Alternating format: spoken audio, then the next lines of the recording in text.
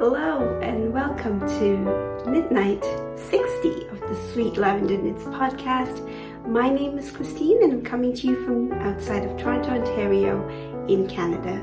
Today is March the 14th. It's a Sunday morning and we have also had to change our clocks spring forward today.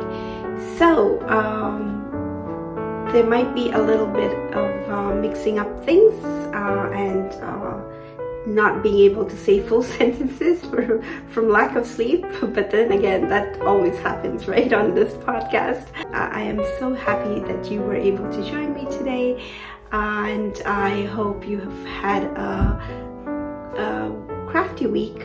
Over the past 2 weeks, I usually record on a weekly basis, and I will explain in a bit why I could not record last week, but here I am again. So this is mainly about my knitting adventures, some crocheting, some sewing in between, and some English paper piecing sometimes. So today I have an update on a work in progress, finished object, and some lovely things to share with you. So why don't you grab your needles, your favorite project, something nice to drink, and let's get started. So first off, I always forget to mention, and so this time I wrote it down in my notes because there's always somebody who asks me what I'm wearing. So today I have on a shawl, and it is the Color Affection Shawl by Veera Valimaki, and I will just take it off to show it to you. This is a shawl that I knit probably about 3 or 4 years ago now, around the time when I started the podcast, so maybe about 3 years. So it starts off actually in the middle here, if I remember correctly, with a tab, and then you knit back and forth. It's all garter stitch until you get to the second color, and then it's a 3-color shawl, but I've used a gradient set of pinks as well as this dark Madeleine Tosh, I think it was, and this is fondant fiber.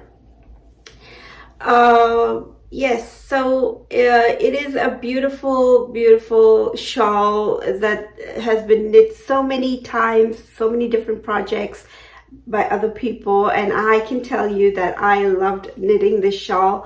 I don't usually repeat patterns, especially back then. I was like, no, there's way too many patterns, there's no point in repeating them. But I can tell you this would be a lovely comfort knit if you were to look for just garter shawls, and these long rows towards the end are just perfect. Anyways, I like just wrapping it up like this, and it keeps me cozy, and that's how I wear it. That is what I'm wearing, the Color Affection Shawl by Veera Valimaki. I want to welcome you if you are new, and welcome back to those that are returning. Thank you so much for your comments and your well wishes for and different ideas and how to what to do about my arm. I still do have some pain in my arm, and that is why I decided to take a week off, because I had done absolutely no knitting the week before, and it helped to sorts. It did give it a rest. I did no spinning either, and actually even this past week I've not done. I did about 10 minutes of spinning on one day, and that was it. And even then, it was I was being very careful not to aggravate the pain in the arm. I hope it doesn't develop into anything more. It is easing off. It is easing off when I don't knit as much, but that is not a solution for most of us, right?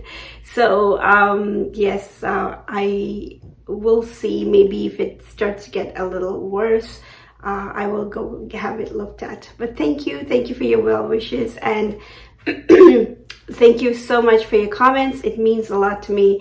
Even when you hit that like button or the subscribers. I know that we don't have a lot of subscribers, but when you hit that subscribe button, it means that you are you know, you've enjoyed something that you watched, or even been part of this little knit group, and so I really do thank you.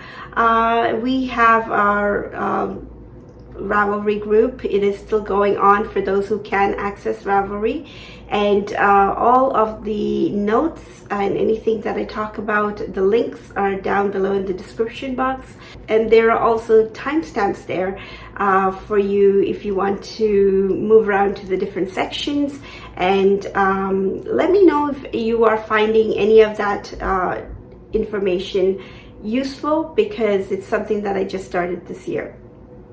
So yes, thank you. And you can find me on Instagram as sweet_lavender1 and on Ravelry as sweetlavender1. And again, all of those details will be down below. So over the past week, as far as our lockdown situation, they have slowly started easing up and opening some of the smaller businesses, and they're doing it in different zones. So I have to say it hasn't made much of a difference to me, because I still am working from home, and I don't get to go out to the stores as much. Fortunately for us, my husband does the grocery shopping. Doesn't mean it's always very successful. He comes back with way more things than we need, or things that are not on the list, and the things on the list are not brought back sometimes.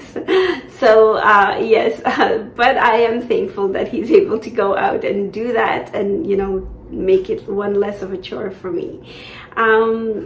I can tell you that as far as the weather, it's been up and down, but we've also had a few very mild days, like up into the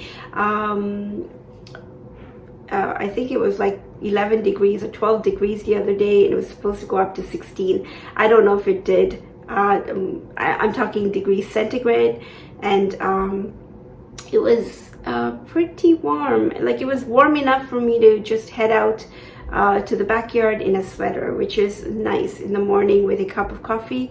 It always it's a nice way to start the day. It's just nice bright sunshine.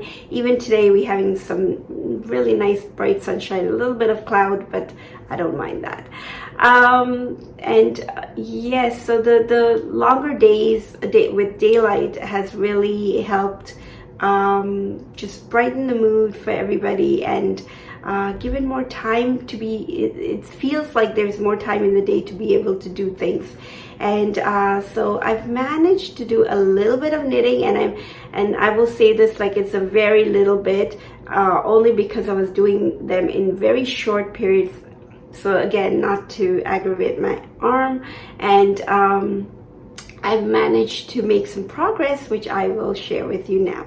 So moving along to works in progress, and I will show you, these are the needles that I'm using. They're nickel plated 4.5 millimeters, I believe, and I have them on a short cord, which I will probably switch off for a little bit of a longer cord, because now I am on to the sleeves, and I have finished the body. So that's the update.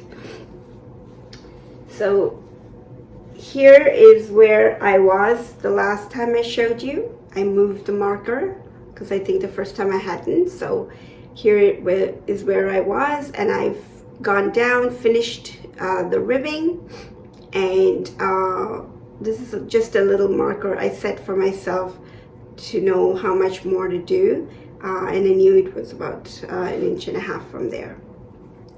So I did the ribbing, and I followed the length according to the pattern. So usually I like my sweaters and cardigans a little longer, but for this one I thought I would just follow the pattern and see how it is.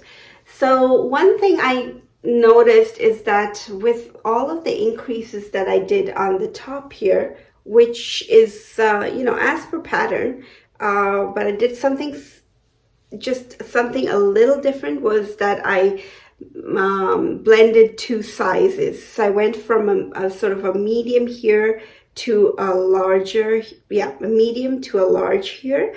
And I just did the increases according to the pattern, but I used two set of instructions and sort of blended it in together.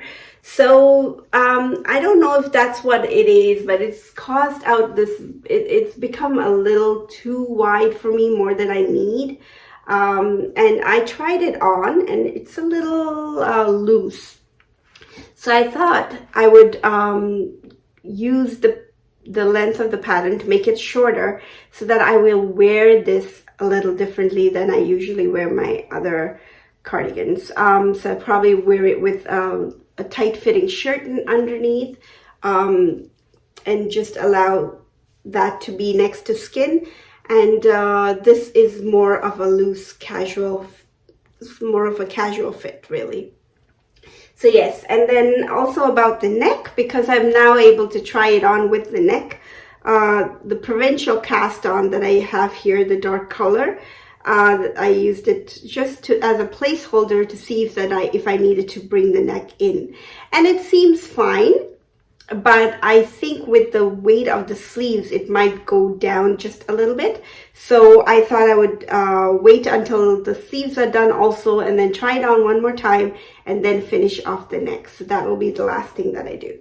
So there is my progress on this is the buds and branches, no, branches and buds. I think it's branches and buds, not sure. I'll put the name up on the screen. It's the branches and buds pullover by Carrie, Bostick, Hoge. And it is a pattern that came in the Making Magazine Volume 1 that I had been eyeing to knit for a very, very long time. So getting to it finally. So then now I'm going to start on the sleeves, and like I said, I'll probably switch up my cable to make it a little longer, because I don't have 9-inch circular. Actually, I do.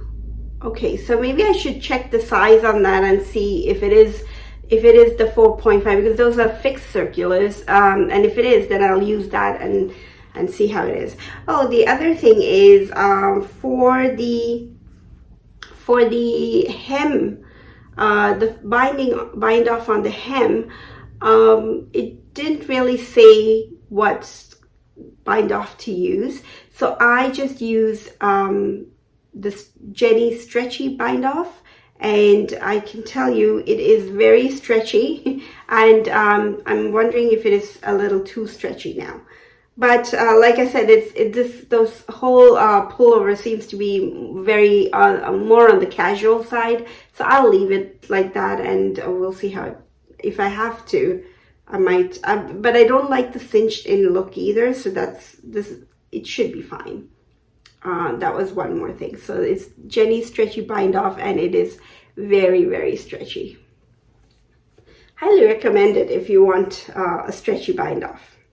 So that is the first, and for anyone who has not seen this before, the yarn that I'm using in the main color, it's Knitpicks Gloss DK in the color Velveteen,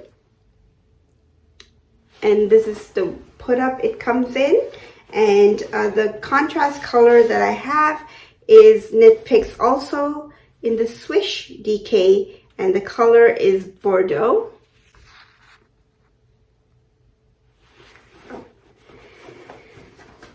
Yes, so I have more than enough yarn. I might have a little more than I need, but better more than less, I think. And then the second work in progress was something that I just cast on as a whim, because my mom had mentioned that she was interested in trying to knit socks, and she really liked the hand knit socks that I give her. But of course, I'm not able to knit as many as she would like to wear, and so she thought it would be really nice because if she could learn how to knit socks. Now she does a little bit of crocheting, or she has been doing a little bit of crocheting, and maybe one of these days I will share her projects with you. Right now she's working on corner to corner blanket with worsted weight yarn that I had, like a lot of it, mostly acrylic. But I've had it for so long, and I've been thinking of, trying to get rid of it. And then Mom said that, maybe this is something she could do. And so I told her, I gave her the link, and I told her to follow the YouTube video. And she actually was able to follow it, and do a corner to corner blanket that she's halfway through. So one of these days I will be able to share her projects with you as well. But she'd also mentioned that she was interested in trying to learn how to knit socks, and she has never used a circular needle. So I gave her some yarn, fingering weight yarn, which would be very different from the worsted weight that she has been using. And I gave her a circular needle, but I doubt that she was brave enough to pick it up and work on it, just because she's never used a circular needle before. So I thought I'll make it easier and just sort of do a start on yarn that is a little bit not as fine as fingering. It's slightly a thicker fingering, and just to give her the start. And then she will be coming, Mom and Dad will be visiting this afternoon for my dad's monthly haircut that I cut his hair. So I thought I would give this to her and then have her just do the knitting round and round and round until she gets comfortable with it, and then maybe I can do the heel for her, and then she can continue with the foot. So it's just going to be a vanilla sock, but to make it interesting, I've used this self-striping yarn. And it is something that I picked up a very long time ago in a sale basket. And it is the Supersocke Panama-Colour, but I'm not sure what the brand is. It's not one that I'm familiar with. You probably recognize it. And it seems to be a German brand. And it is, I'm trying to find, it just says 75% virgin wool and 25% polyamide, but it's supposed to be self-striping, and these are the colors that it comes in, and I'm not sure which one this would be. Possibly the second one here is what this would be.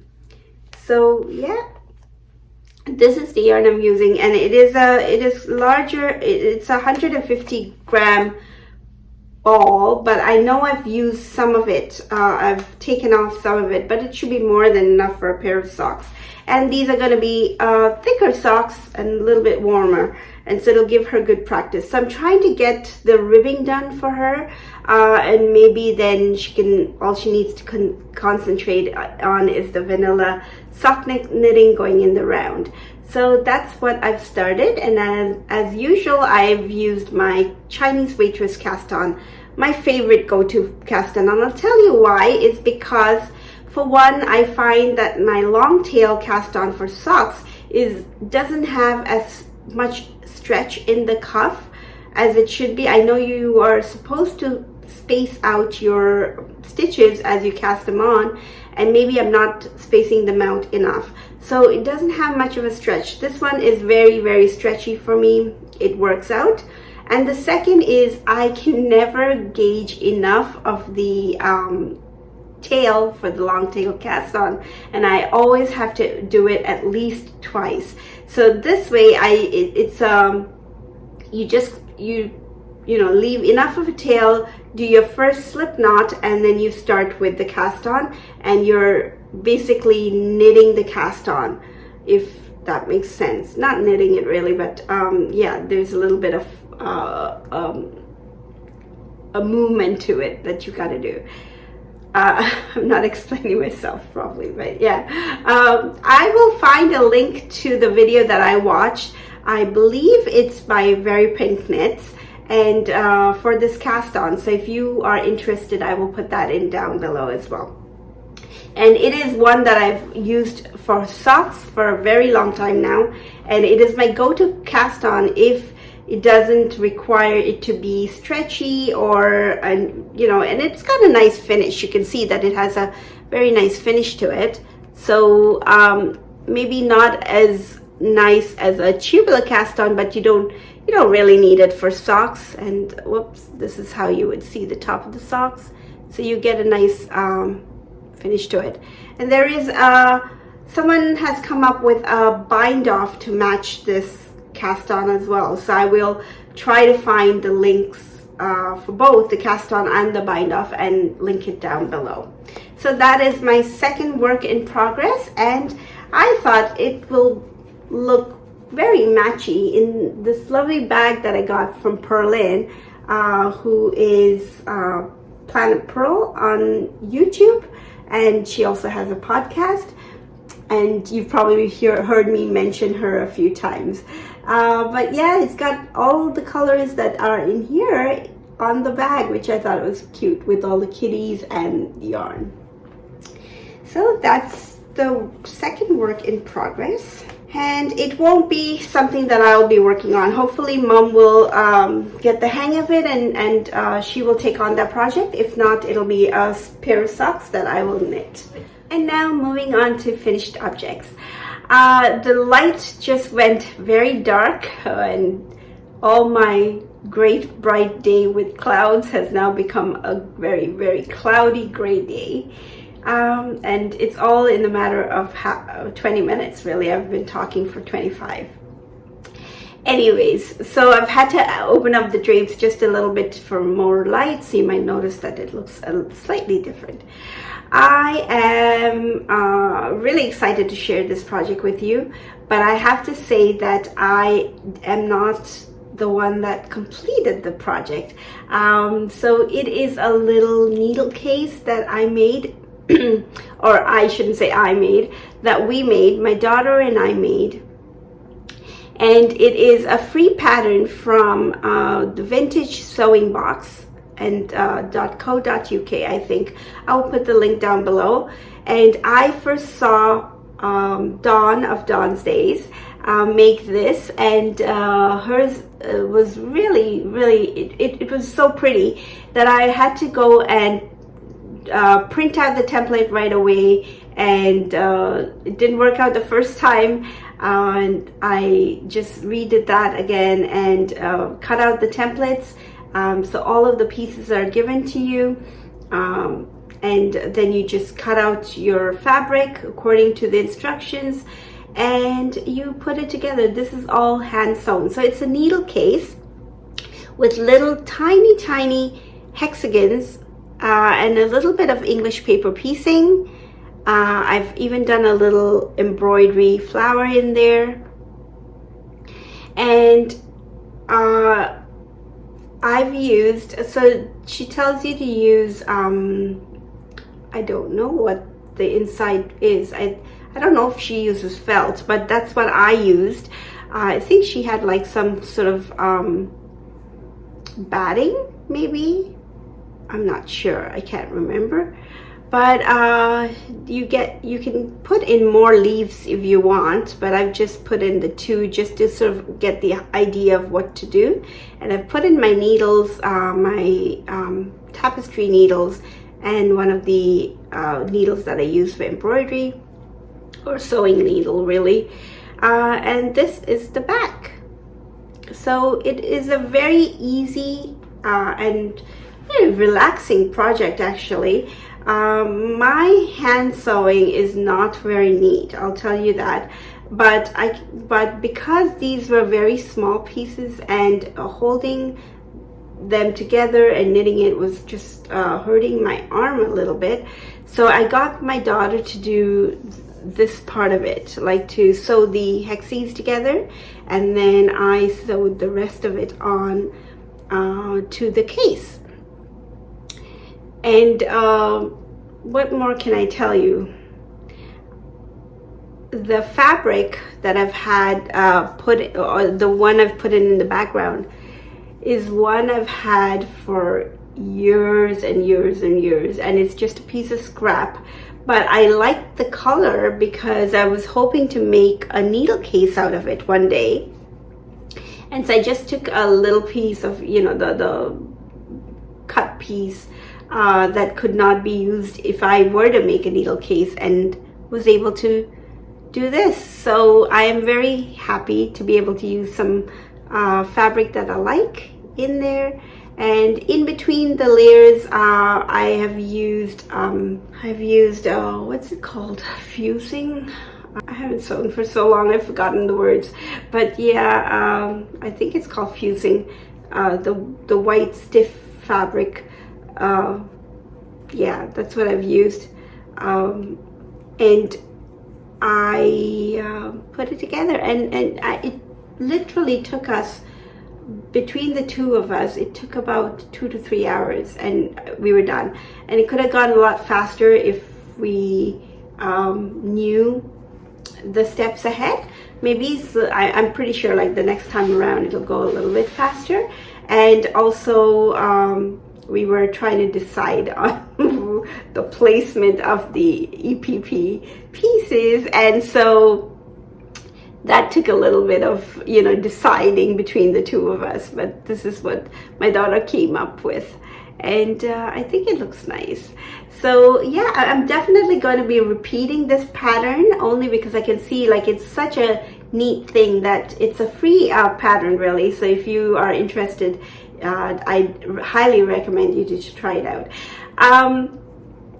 because it's all fabric, and you can just put it into your notions pouch, and you will have your needles ready for when you need to do your kitchen stitch on your sock, or your little bit of weaving in the ends or whatever it is, and it's ready to go. And I have enough needles to do a few of these, so I will definitely be trying this project again.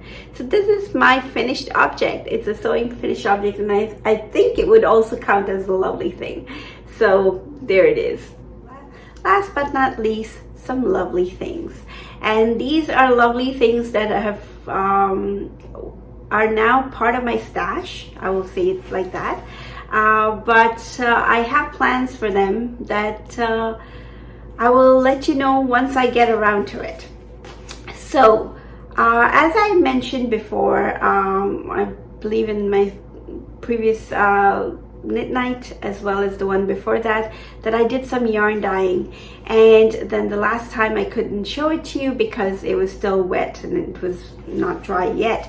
And the reason I had to time it, the reason I was dyeing the yarn, apart from the fact that I did like the process and wanted to try it, was that the winner of our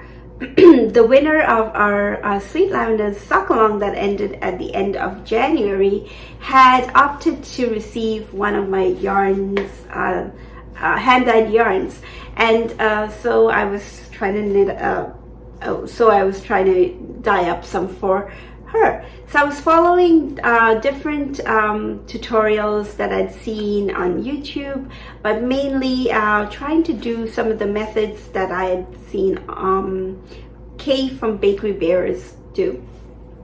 And so I picked up a few of the colors that I had, and I tried to do like 2 skeins at a time, and I use a crock pot or a slow cooker, and I can fit in just about 2 skeins, 1 very comfortably and 2 not so comfortably, and so I asked my husband to maybe get me a pot, a casserole, you know, one from a thrift store maybe, that we can use so that it can be used for yarn dyeing. And so we'll see how that goes, but this is what I came up with first. So this is a blend. These are all bare yarn from Knitpicks that I dyed up, and so this is bare merino wool and silk, and it's fingering weight, 70% merino and 30% silk. So it's really nice yarn. And this is what I dyed up. So you can see there are hints of pink, obviously, and it is a very beige neutral sort of yarn, and I really liked it. I liked the look of it. But then to give the yarn as a gift, I thought I needed something a little bit more exciting. So I took out some of the colors that I used in this, and then I redid 2 other skeins, and I have given I have sent off the prize to Cheryl, and I'm pretty sure that Cheryl received it, and she did thank me for it. And I hope you liked it, Cheryl. So I would really like to know what you thought of it, and if you can give me any kind of feedback, I would appreciate it. So this is the yarn that I dyed up for Cheryl, and it is a different base than I had intended. So this was what was left over from my batch. So this it's called Imagination, and it has merino in it, and alpaca and silk. So yes, it is you can see more of the twist on this yarn, but I just love how the colors came out. It's got this blushing apricot kind of color to it. It looks quite pinky on the screen, and that is what I came up with, and I really am happy with it. And I think they go together too, because the colors these colors are in here, so they do complement each other if I was to come up with a project with the 3 of them.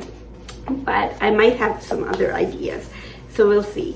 And the yarn dyeing continues, and I will keep you informed as I go along and learn more techniques.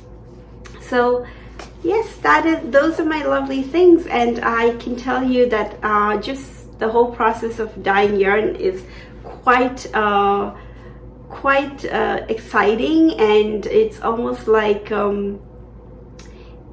you have an idea in mind, but you don't, well, at least for me, I don't exactly know what it's going to turn out to. So it's a little bit of a gamble, but it's one that will hopefully always work out. So that's my little adventure in yarn dyeing. So thank you very much. That's all I have for you this week. It's been lovely sitting here and chatting with you. I hope you have a lovely week ahead of you. I know with our spring forward with the clocks, it does mess up a little bit of the routines, just with the 1 hour lack of sleep. And I hope it's going to be a little bit easier this year around, just because we haven't been moving out and about as much, but we'll have to wait and see. I hope all of you are keeping well and safe, and getting some crafting done, whatever that may be. So thanks again for watching. I would love to hear what you are working on, so please do leave me a comment down below. And if you've enjoyed this podcast, please do give me a like. And if you are new and you like what you see, then you can hit that subscribe button. Thanks again for watching, and until next time, happy knitting. Bye-bye.